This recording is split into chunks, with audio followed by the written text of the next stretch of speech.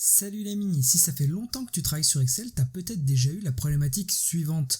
Tu as plusieurs fichiers Excel, donc ici des chiffres d'affaires par zone géographique de France.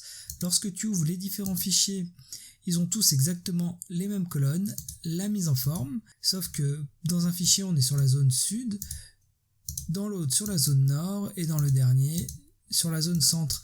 Toi, ce que tu voudrais faire, c'est prendre ces trois fichiers et de temps en temps les compiler. C'est d'ailleurs peut-être ce que tu fais déjà à la main. Sauf que sur Excel, on peut le faire de manière totalement automatisée. Et c'est ce qu'on va voir maintenant. Donc ici, j'ai créé un fichier compilé. Tu l'auras compris, le but c'est de compiler les données qui sont dans ce fichier et dans ce fichier, de manière totalement automatique et dynamique. Donc je vais l'ouvrir. Donc pour l'instant, tu vois que ce fichier est vide, rien de surprenant. Ce que je vais faire maintenant, c'est que je vais fermer les autres fichiers pour éviter d'avoir des bugs dans ce que je vais faire. Et ensuite, je vais venir utiliser la fonctionnalité d'Excel qui permet d'obtenir des données à partir de d'autres sources. Lorsqu'on dit d'autres sources, ça peut être des bases de données, ça peut être également d'autres fichiers Excel. Donc pour ce faire, tu vas dans l'onglet Données, tu cliques sur Obtenir des données tout à gauche, et là, tu vas faire à partir d'un fichier, et là, à partir d'un classeur Excel. Et tu l'as compris, l'explorateur de Windows s'ouvre et nous allons aller chercher directement l'un des trois fichiers Excel que l'on veut compiler. Donc moi, je vais commencer par CA Centre. Donc là, c'est un sous-navigateur qui s'ouvre. Donc si j'avais plusieurs onglets dans mon fichier Excel, je pourrais choisir l'onglet qui me convient. Mais moi, j'en ai qu'un, donc je les sélectionne, c'est le suivi CA. Et donc là, j'ai plusieurs possibilités. Donc en fait, là, on commence à rentrer dans ce qui s'appelle Power Query, qui est une fonctionnalité d'Excel qui est extrêmement puissante, mais aujourd'hui c'est pas tout à fait le but de regarder comment on peut transformer les données. Par contre, ce qu'on va faire, c'est qu'on va faire charger. Et là on voit que j'ai ramené mon chiffre d'affaires centre dans cet onglet. On va faire comme ça pour les deux autres fichiers Excel. Et voilà, on a fait venir le chiffre d'affaires centre, le chiffre d'affaires sud et le chiffre d'affaires nord. Mais vous allez me dire, là, on n'a rien compilé du tout, on a juste mis trois onglets différents. Nous, ce qu'on veut, c'est vraiment compiler les données. Donc, c'est avoir un tableau avec les trois suivis de CA. D'ailleurs, je vais renommer mes onglets pour que ce soit plus propre. Centre. Donc là, on est sud. Et là, on est nord. Et donc là, ce qu'on va faire, c'est qu'on va créer une requête pour compiler nos trois onglets dans un quatrième onglet. Donc pour ce faire, on va cliquer en haut, on se met dans l'une des requêtes, on clique en haut sur requête et on va cliquer sur modifier.